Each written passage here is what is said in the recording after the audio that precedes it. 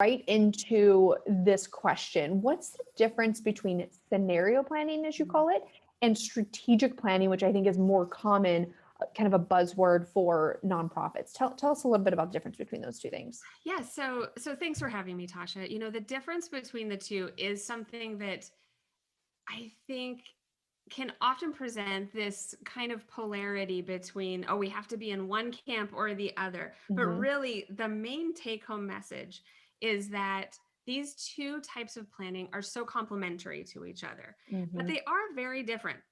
Hmm. So, when we talk about strategic planning, I like to think about it as kind of like a megaphone where we have our nonprofit mission.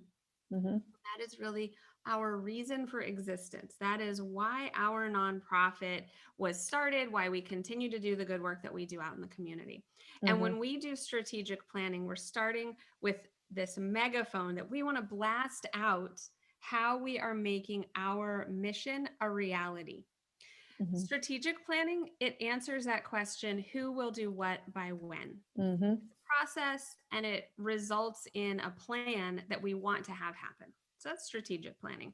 Hmm. Very, very important to any nonprofit's operation, whether it's a micro strategic plan or a 3, 5, 10 year strategic plan. When we talk about scenario planning, Hmm. we're talking kind of about maybe a telescope where we're looking to bring something that's far away closer to us.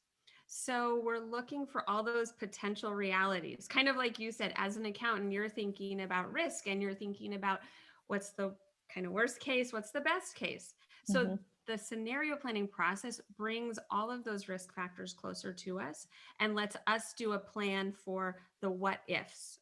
So, what if my funding decreases by 50%?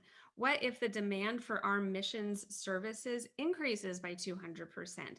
What would we do and what would we enact if that were to happen? And so scenario planning is kind of like architecting for potential futures.